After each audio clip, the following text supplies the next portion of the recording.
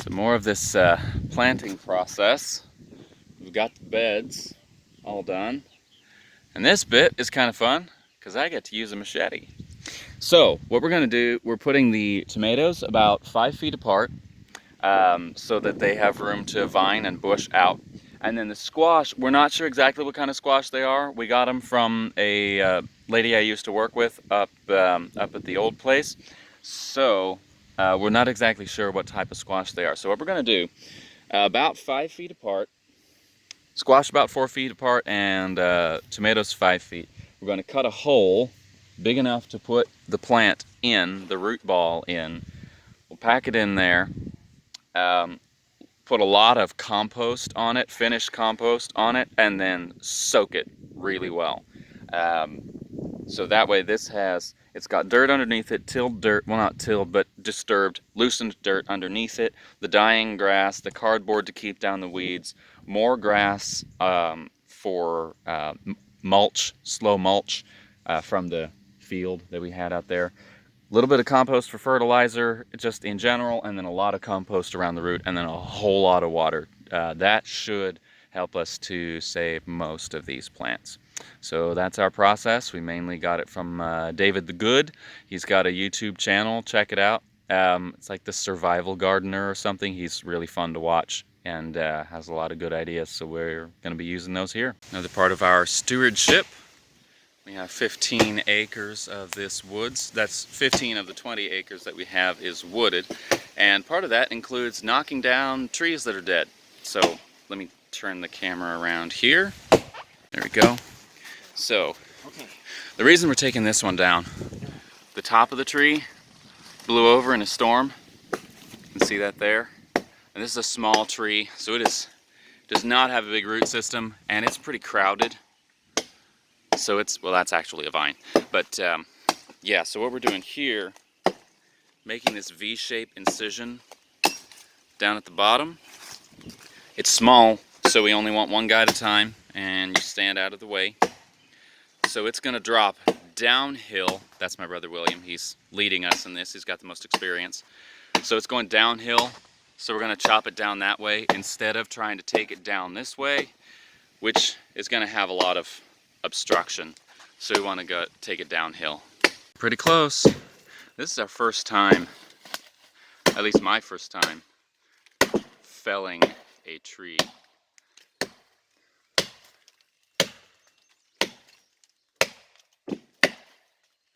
Should we have somebody pushing on one end to make sure it goes the right way? I don't think It can't really come this way, can it? The way it's, yeah, it's leaning down that way.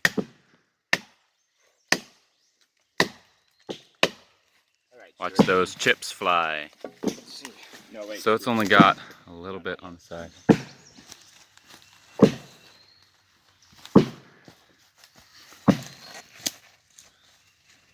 So the vine's in our way. You don't want anything in the way when you're knocking down a tree.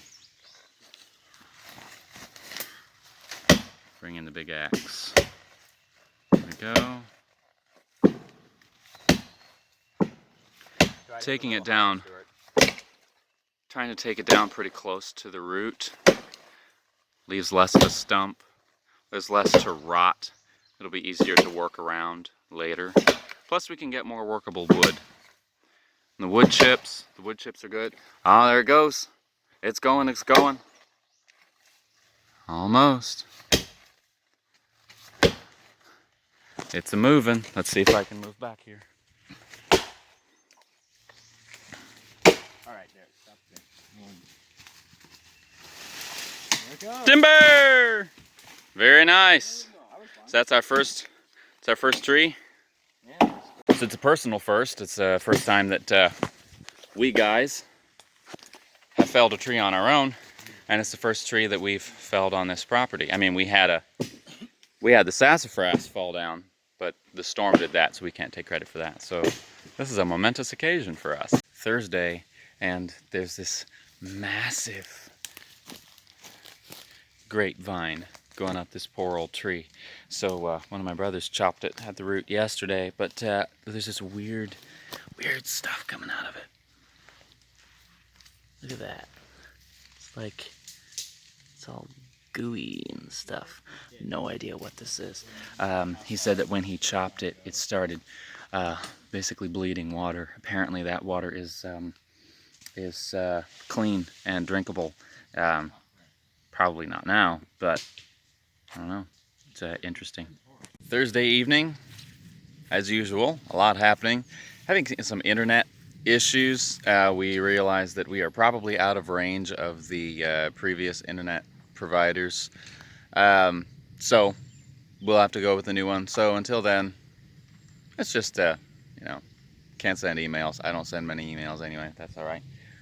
I get to smell the peonies. They are almost done. They're looking a little wilty, but still smell amazing. You know, this one's kind of like a, I thought it was kind of rosy, but I guess more like a grape hyacinth. Yeah, kind of like a grape hyacinth rose mixture. Did some more digging. Got the garden beds. So 1, 2, 3 garden beds done the grocery row gardening method, sort of. And then we have these little teepees for pole beans. So we have scarlet runner beans and an older variety called a rattlesnake pole bean. It's a long, thin bean with purple spots. So 2 or 3 beans at the base of each stick, and tie the sticks together with twine or zip ties. And we're probably going to have 2, maybe 3 rows of those. Those should harvest in a couple months. So let's see, this being May, the being July, we'll have some, ooh, yeah, I want to show you this one. So yeah, a couple months, we'll have beans. So that'll be nice. We have grown our own beans before, so that'll be nice. There's one particular thing that I'm really proud of.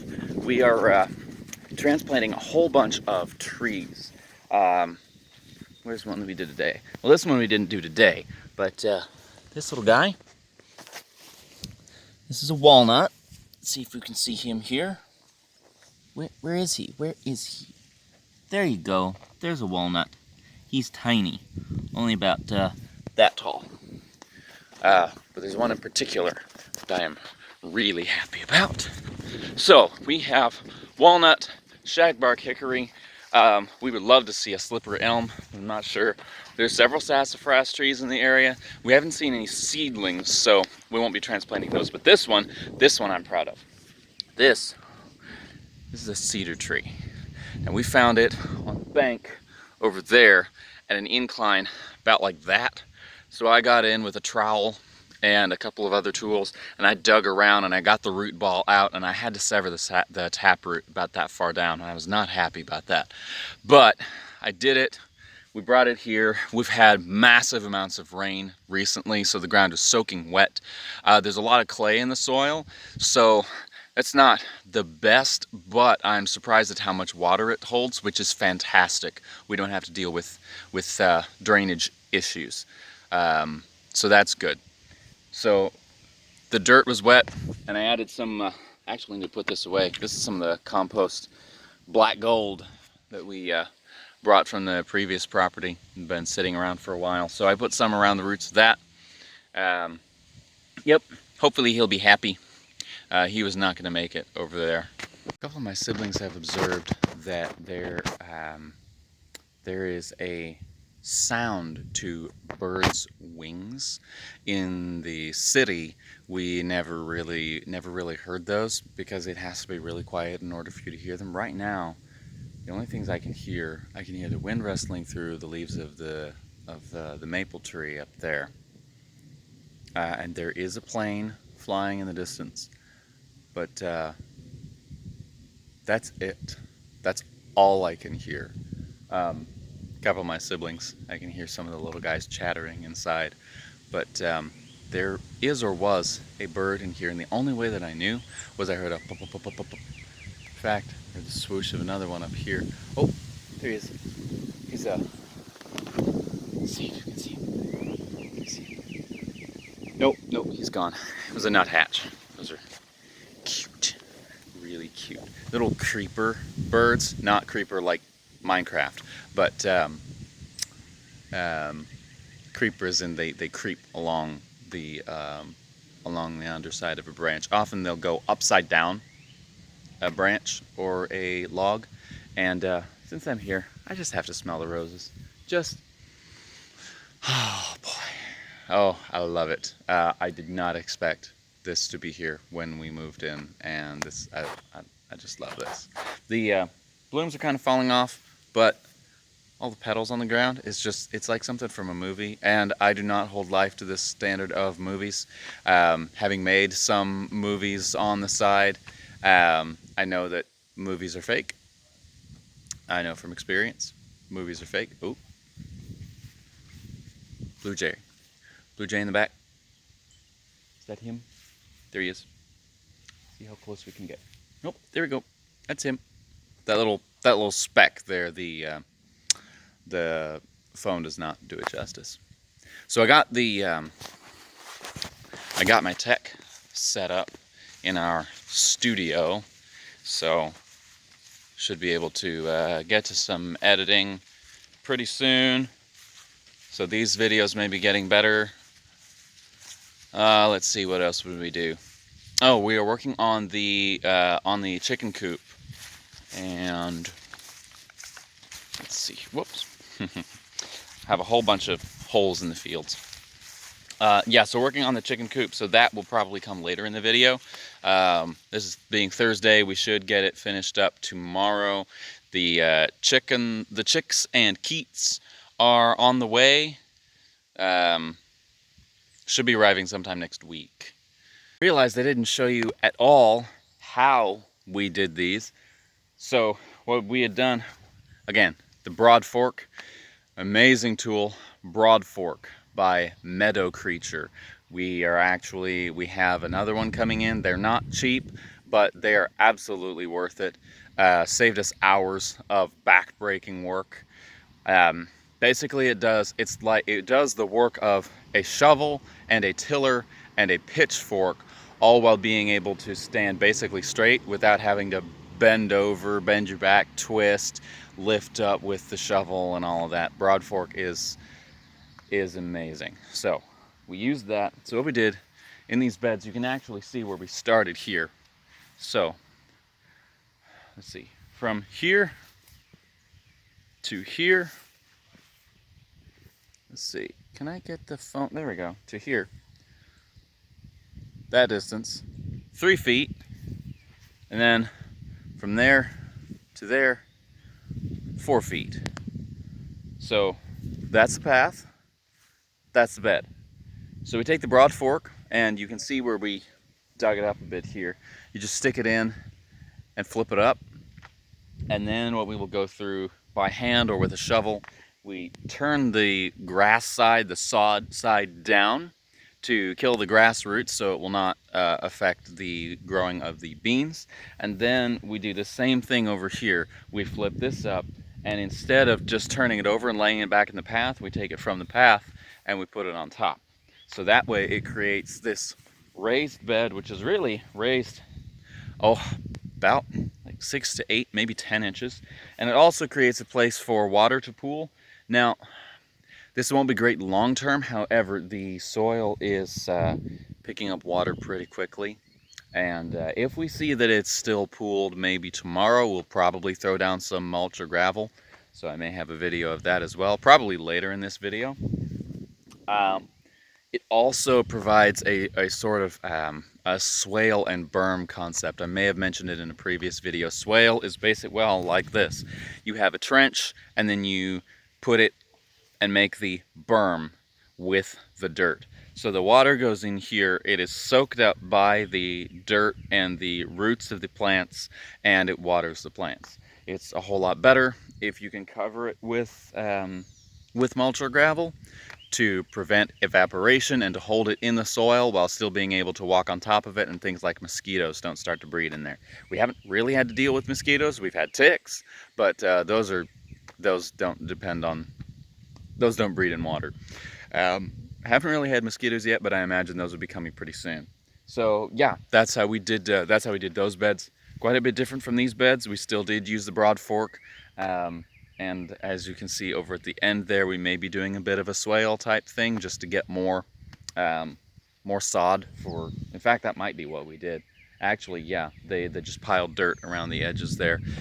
One thing to keep an eye out if you are using cardboard in garden beds is make sure to cover the edges here. What we did over here, covered all the edges. If the wind picks up, because this field here, there's a lot of wind, there's nothing to obstruct it. If it picks it up, it's just going to turn it over, and then you uproot all your plants and you have undone all your work. So just cover the edge. Plus it also looks better, and it's more room. It's just better all around. So if you watched the first episode, you know that I am a Christian. We take it a little differently than a lot of people, but part of that for me involves heavy reliance on the authority of the scriptures. I believe it is Yahweh's way of communicating with human beings in a solid, concrete, direct way.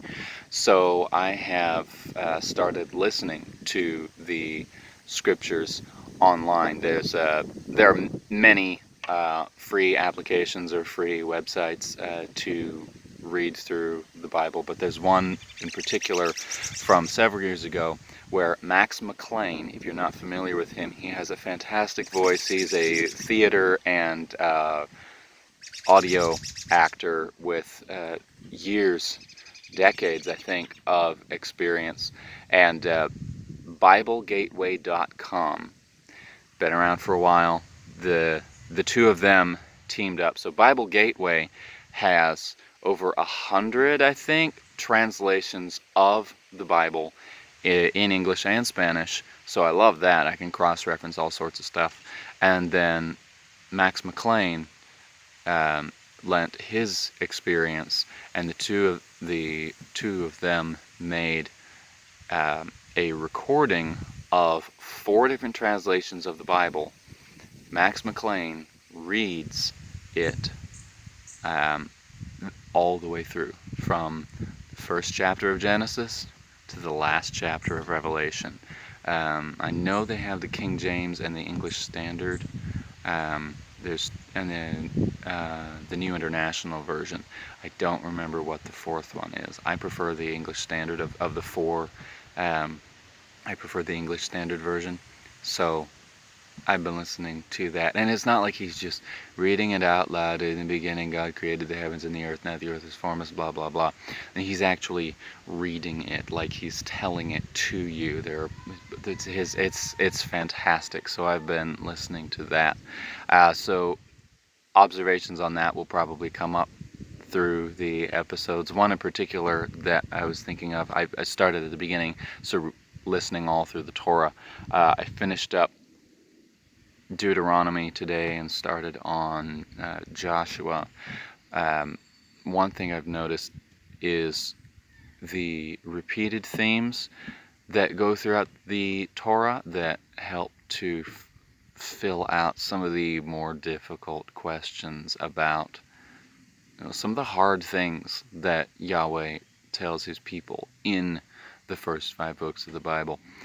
One example is the command to utterly destroy all of the pagan nations that they were going in to supplant. Not just destroy everybody, but destroy every living thing and take all of their possessions and burn them. Burn everything.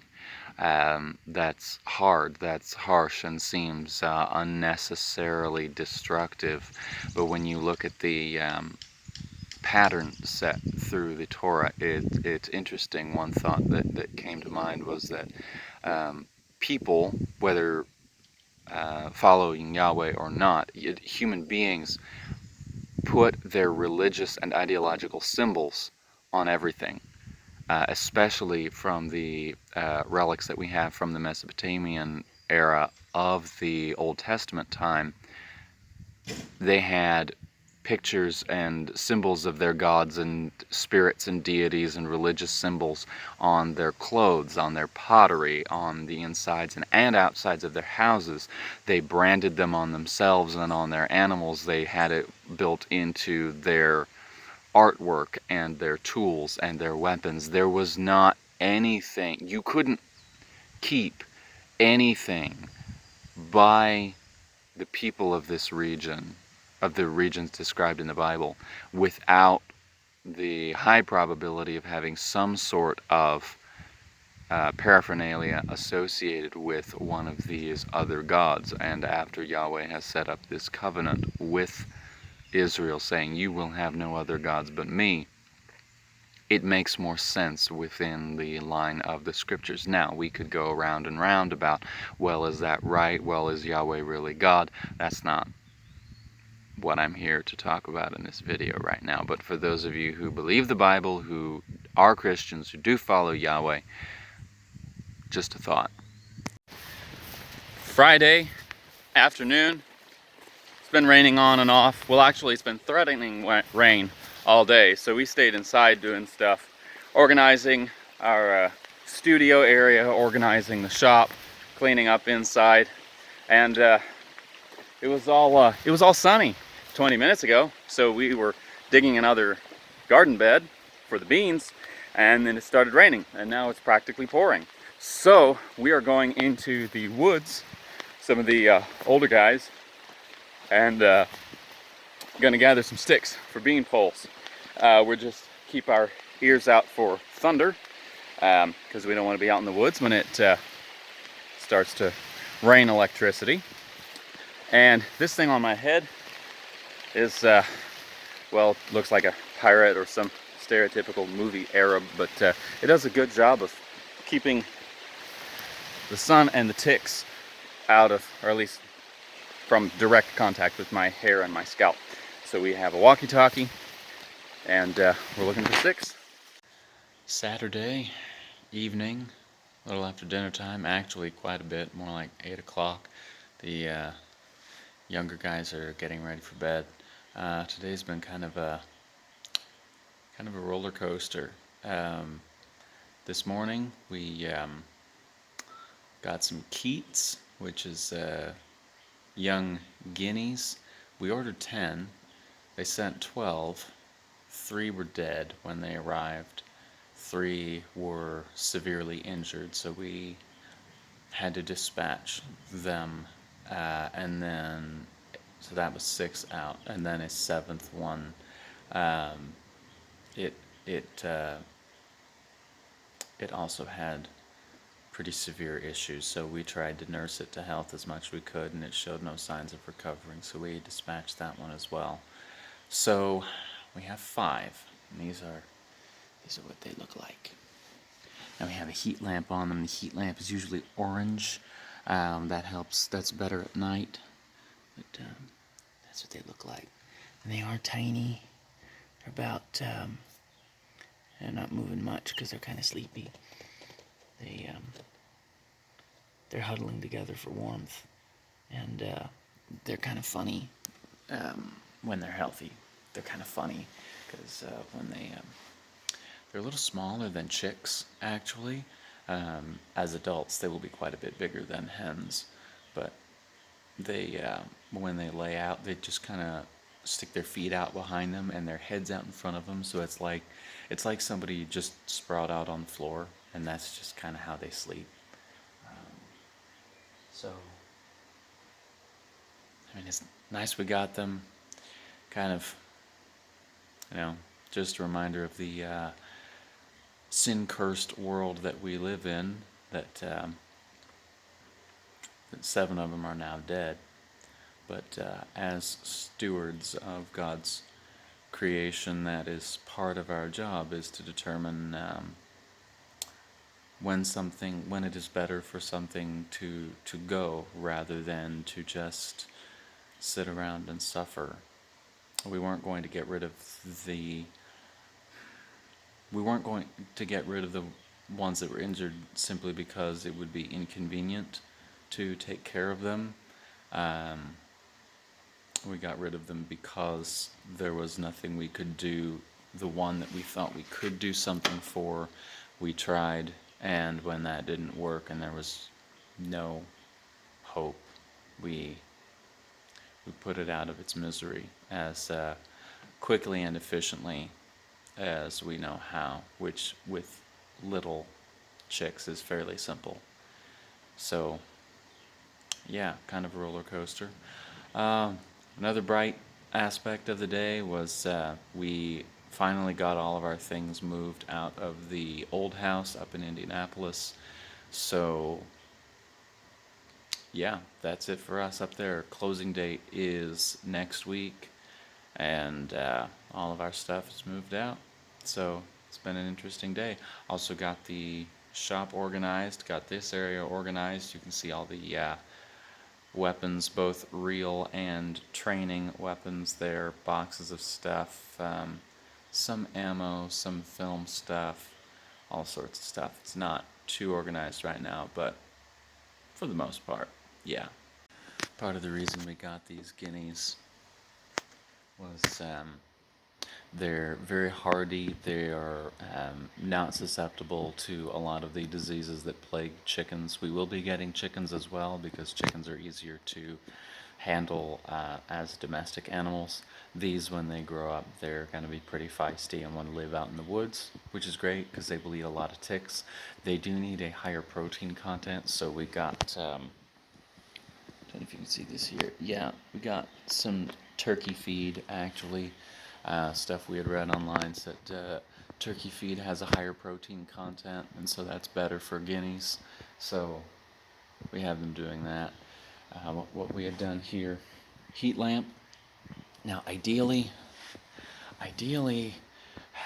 we were trying not to have a heat lamp because at least with chickens, they actually have better daytime vision than humans. So they can see the flickering of an electric bulb. So it would be kind of like going for us trying to go to sleep with a strobe light going. But that was the only way that we really could find to provide heat. There were some heat blankets that we couldn't really get in time for the Keats. So this is what we're doing right now. The goal being that when these are grown up, we will let them lay their own eggs and hatch their own eggs. These are unsexed, so we do not know how many males and females we have. We just got them today, and they were hatched earlier this week, so they're only a few days old. There would be no way for us to tell what their sex is right now. Sunday evening, we are driving about 45 minutes up north for church, but then we eat lunch there with family and then drive back down. So, is that a bug in my hair? Yes, it is. So it's worth it, and we like the people there. It's a good small church, so it's good to be with that congregation. We put in the elder plants that we let's get out of the sun here. There we go. That we had brought over from the other home yesterday. So, like most plants, they're looking a little droopy, but we made sure to really soak the soil with things like elder plants. It's generally a good idea to. They have really wide roots, so you don't dig deep, but you do dig a wide area of dirt around them. Hold it like that, transport it that way, put it into the ground, pack the rest of the dirt on top like we've done here, and then really soak the soil. Make sure it's dripping. When I watered these, I watered them until after it had all soaked in, I could put my foot in and press water out of the dirt. So it takes a lot of water, but it will take a lot of water, and to make sure that they get back up to full. We were unfortunately not able to get the biggest ones, the ones that were old enough to produce berries last year. It takes about 5 years from when the seed sprouts to when the plant will produce berries. So it might be a few years before we have elderberries. So that's a disappointment. but we have some, we have several, and we intend to be here for many years if God permits, and we'll have elderberries then.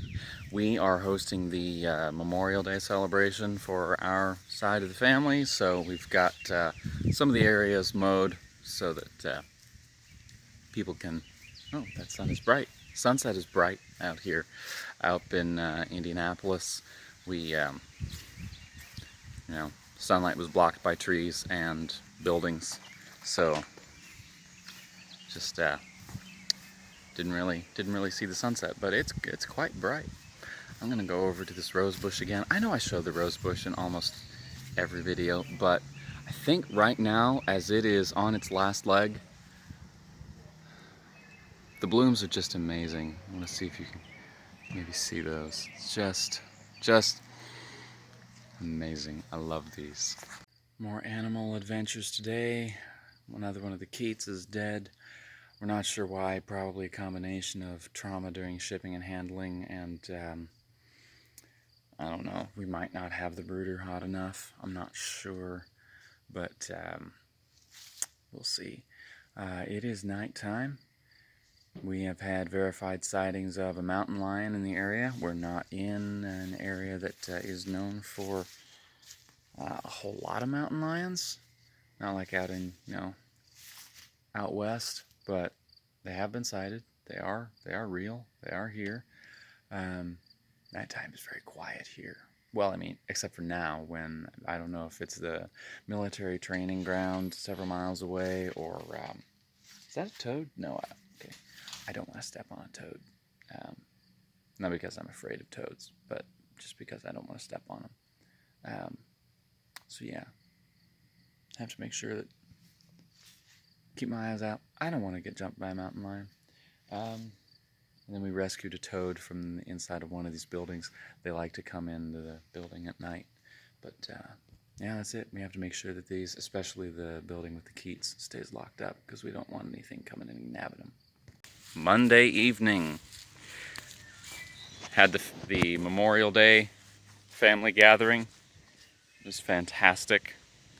There were a couple people who weren't able to make it, and we missed them. But with as many people as we have in our extended family that we see on a regular basis, it's not common for us to be all together all the time, and we are certainly grateful for the people who were able to make it. So everybody is gone. We have cleaned up, and now it's just enjoying the evening. Have the sun beginning to set over there. It'll be, I think it's an hour or two before full sunset. Just enjoying the edge of the woods. Not going in, because I don't have boots. There's a lot of ticks. And I heard some large footsteps in there. I'm not sure. I'm hoping it's a deer. Maybe the mountain lion. I would hope not. They're usually nighttime critters. I'm probably just letting my imagination get away with me. But I know it was. Large, 4-footed animal that I heard in there. So, also, another Keat is dead. So, that's down to 2. Not exactly sure what's happening with these. Often, prey animals, like birds, they won't show their symptoms of illness or injury until they're basically dying of it and they can't recover. That's actually a survival mechanism, because that keeps them from being picked off by predators that target them. Basically, as long as they have a chance, they're at full capacity, and then when they don't have a chance, that's when they start showing symptoms. So this one didn't really start showing symptoms until earlier this morning. I'm just watching the woods here because I thought I heard something else. I think I'm going to back away just to be safe. So, some people have asked, with all of my talk of stewardship, do I eat meat? And do I participate in the killing of an animal? Yes, I do eat meat. Yes, I do participate in the killing of an animal. And I do that for different reasons than a lot of people do. Yahweh made this world without death. Life is meant to glorify Him and to facilitate our relationship with Him. That life is never intended to end. However, this physical existence was put in under the care of man, and man sinned. Sin is separation from Yahweh. It is the decision that one is not going to live in accordance with the nature of Yahweh, and instead one is going to follow one's own desires, one's own path. Because the physical existence was given in our hands and we left the relationship with Yahweh, He removed Himself from this physical existence. This physical existence is broken, and our life and the lives of the things around us now end. Death is therefore not evil in itself. It is something that happens because of something evil, but it is not evil in itself, in a similar way to an amputation. Ideally, the amputation would never happen, but sometimes it is necessary to prevent that which must not happen. A doctor cannot say, well, yeah, it would save your life to remove this limb or this digit, but I'm not going to because I'm not comfortable with doing that, so we're just going to let you die.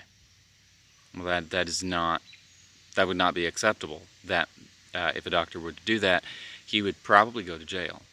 In the same way, we as stewards, our responsibility is to do the most with what we have, to make the most of what we have. Not the most money, not the most product. Our job is to use it for Yahweh, to provide for our own needs, not wants, provide for the needs of those around us, to provide comfort and pleasure, and to fulfill the needs of the other things that we steward. So sometimes that means that I will participate in the death of an animal that some people would object to, and other times that means that I object to the death of an animal when most people would think that it was all right. I think it really depends on the individual situation.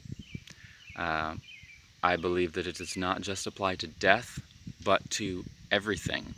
There is a parable that Christ told of a master who entrusted his servants with certain amounts of money, and one man did not like his master, so he just took the money he was given and buried it in the ground, didn't do anything with it.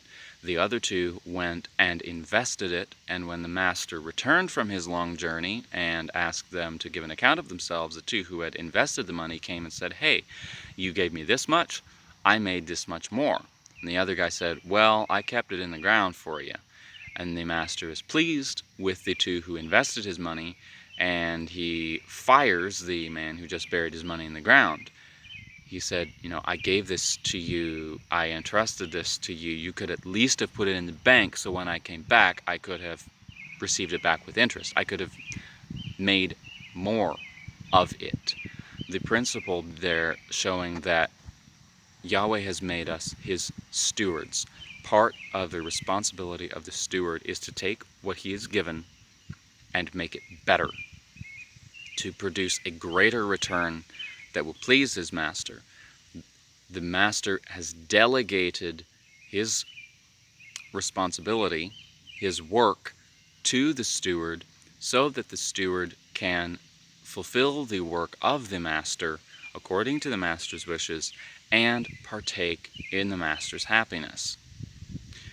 It is the same with chopping wood, walking on the grass, killing or not killing an animal, taking care of the ground, wearing your clothes, making clothes, building a house, taking care of your vehicle.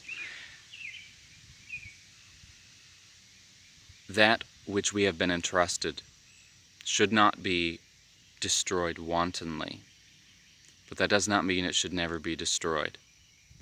It is entirely legitimate to consume a resource in order to make better that resource or a different resource. So if the killing of an animal is the best way to further that goal, then yes, it is acceptable. If it is not the best way, then it is not acceptable. Our goal is not to do what we can get away with, but to do that which is most in line with the nature of Yahweh. And we have officially started our first wood pile. Bit of poplar that had fallen down, so we cut it up with a chainsaw, split it with that maul over there. Interesting bit that we've learned over time, difference between axes and this thing, which you could call a maul or a blockbuster or a splitter. An axe has a very thin head, very thin blade. The maul has this massive back end and is quite heavy, about 2 or 3 times the amount of metal on an axe. But as far as for splitting wood, this is what you want. You want this. An axe is mainly for cutting, so I guess you can kind of think of it like the difference between a paring knife and a cleaver. If you want to chop something, this is the cleaver. This is the cleaver for wood. So we have several of these. Axes are for things like cutting off shavings of stuff and removing small limbs and twigs and whatnot. So just a little tidbit there. That should be it, and we will see you next week.